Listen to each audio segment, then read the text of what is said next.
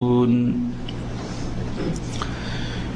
الذين يغضون أصواتهم عند رسول الله أولئك الذين امتحن الله قلوبهم للتقوى لهم مغفرة وأجر عظيم۔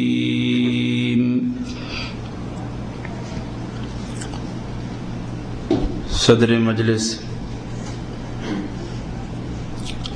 محترم فضیلت الشیخ مولانا عبد الواحد صاحب حافظہ اللہ، محترم مختار عثمانی صاحب، محترم بھائی صادق صاحب، دیگر میرے معزز سامعین اور میری مسلم مائیں اور بہنیں،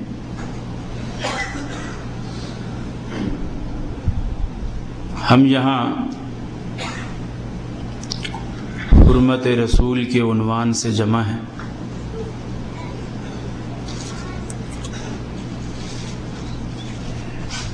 ٹھیک اسی جگہ یہ ہماری 2 سال کے وقفے کے ساتھ دوسری ملاقات ہے۔ زندگی رہی تو انشاءاللہ یہ ملاقاتیں ہوتی رہیں گی۔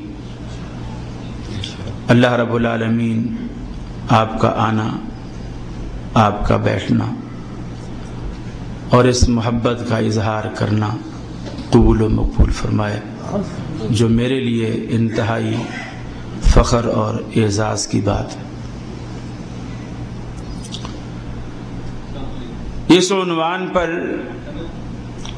بے شمار علماء کرام آپ سن چکے ہیں، کیونکہ یہ عنوان خطبات کا موضوع بھی رہا ہے، موسم بھی تھا، سیزن بھی تھا، تقاضا بھی تھا اور ایسا کرنا بھی چاہیے تھا۔ اور میں سعودی گورنمنٹ کو بھی مبارکباد پیش کرتا ہوں کہ اس ضمن میں سب سے پہلے سفارتی بائیکاٹ کا اعلان اس گورنمنٹ نے کیا، اور ڈنمارک کی مصنوعات کا بائیکاٹ کا اعلان بھی سب سے پہلے اسی گورنمنٹ نے کیا، جو قابل تقلید بات ہے۔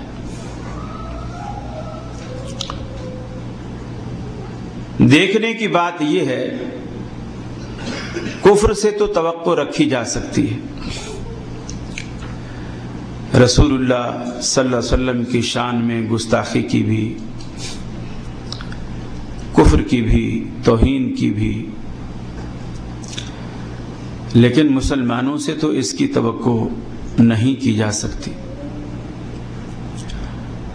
مجھے 1 گھنٹے کا وقت ملا ہے، میں کوشش کروں گا کہ اپنی گزارشات اسی وقت میں سمیٹ لوں اور آپ سے مزید اضافی وقت نہ لوں، تاکہ آپ کو زحمت نہ ہو۔ کافی دور جگہ ہے یہ آپ کے گھروں سے اور آپ کے علاقے سے۔ اس کو کئی حصوں میں تقسیم کریں کہ انشاءاللہ بات کھل کر سامنے آئے گی۔ پہلی بات یہ کہ رسول اللہ صلی اللہ علیہ وسلم کی حرمت کا تقاضا کیا ہے۔ دوسری بات یہ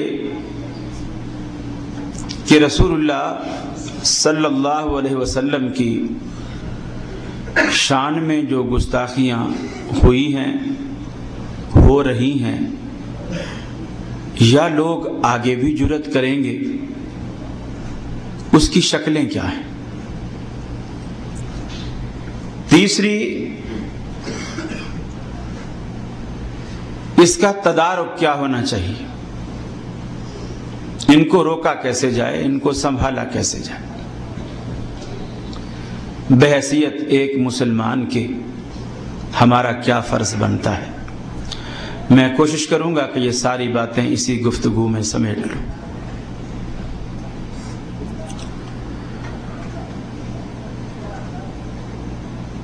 پہلی بات یہ ہے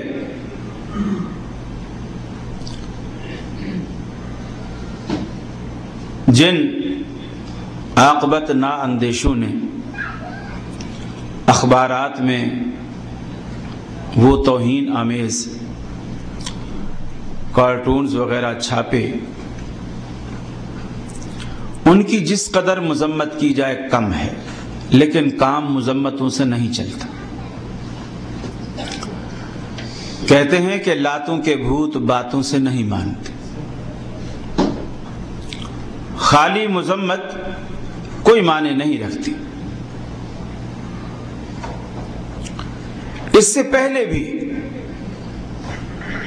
جب سے رحمت عالم صلی اللہ علیہ وسلم نے اعلان نبوت فرمایا،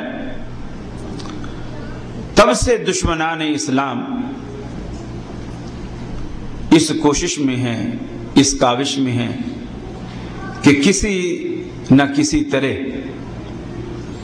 اسلام کی ترقی کو روکا جا سکے، اسلام کے عروج کو زوال میں بدلا جا سکے۔ لیکن یہ تو وہ چراغ ہے جسے اللہ نے روشن کیا ہے، یہ کفر کی پھونکوں سے بجھنے والا نہیں۔ رب رکھے تو کون چکھے۔ رحمت عالم صلی اللہ علیہ وسلم کی شان مبارک دنیا کی ودیعت کردہ نہیں ہے، اللہ کی عطا کردہ ہے۔ اور جس دستار فضیلت کو اللہ نے رحمت عالم صلی اللہ علیہ وسلم کے سر مبارک پر سجایا ہے، اسے دنیا کی کوئی طاقت اتار نہیں سکتی۔ اور جب سے الحمدللہ اہل حق باطل قوتوں کا مقابلہ کرتے چلے آ رہے ہیں اور حق کا دفاع کرتے چلے آ رہے ہیں۔ پارٹیشن سے پہلے جب پاک و ہند ایک تھے، یہ فتنہ اٹھا، انڈیا کے ایک ہندو نے، گوپال نامی شخص نے ایک کتاب لکھی رنگیلا رسول کے نام سے۔ یہ رسول اللہ صلی اللہ علیہ وسلم کی شان میں گستاخی کا ایک قدم تھا۔ اس وقت مناظر اسلام شیخ الاسلام مولانا ثناء اللہ امرتسری رحمہ اللہ، انہوں نے منہ توڑ جواب دیتے ہوئے کتاب لکھی مقدس رسول کے نام سے۔ اسی دور میں سید عطا اللہ شاہ بخاری رحمہ اللہ جماعت احرار کے بانی تھے۔ انہوں نے ایک جلسے میں واعظ کیا۔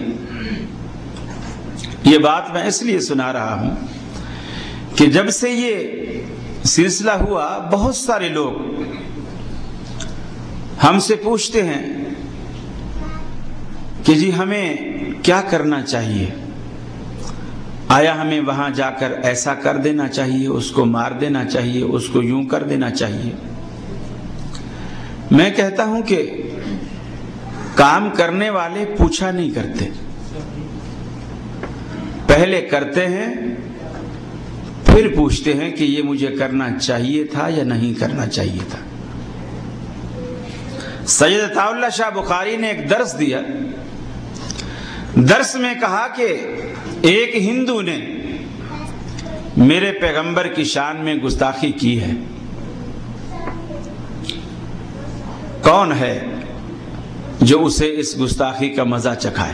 ایک مجمع تھا جیسے آپ بیٹھے ہیں، بات ہوئی، ہو گئی۔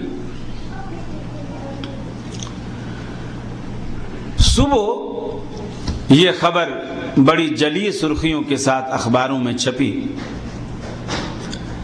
غازی علم الدین شہید کے بارے میں۔ اس کا باپ لکڑی کی کارپینٹری کا کام کرتا تھا، جسے اردو میں ترخان کہتے ہیں۔ فرنیچر بنانا، الماریاں بنانا، کرسیاں بنانا، ٹیبلیں بنانا، وہ ترخان کا بیٹا تھا اور کوچوان تھا، تانگا چلاتا تھا، سواریاں ادھر سے ادھر لے جانا۔ وہ بھی جلسے میں شریک، اس نے یہ بات سنی